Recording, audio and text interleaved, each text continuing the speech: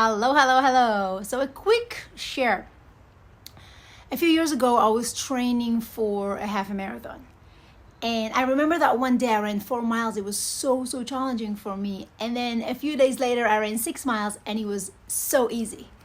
And I couldn't realize why. I was so confused. I couldn't change my athleticism or my abilities in only a few days. What I noticed is that the night before I ran the 4 miles, I ate poorly, and the run was it was a punishment for what I ate.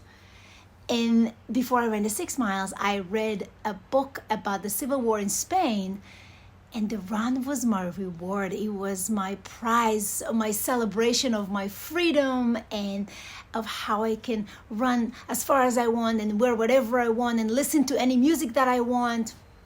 And that reminded me of a story about the Indian chief. But before I tell you the story, it blew my mind how much what I had in my mind influenced my motivation and my ability to run and the way I functioned. And back to that story, it reminded me of that story about the Indian chief who told his grandson that inside of each one of us there is a constant war between two wolves.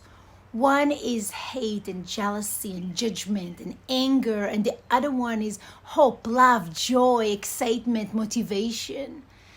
And when the grandson asked who wins, the chief replied, the one you feed the most.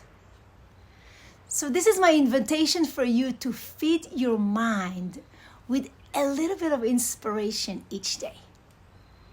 We don't really have control on all our thoughts, but we can have control on some of our thoughts. We can pay attention to some of the things we choose to put in our minds. So this is my invitation for you. Hopefully you will choose to join me and put a little more good stuff in your mind. So thank you for watching, and until we see each other again, my friend, keep looking for the bright side. Keep feeding your mind the good stuff. Namaste.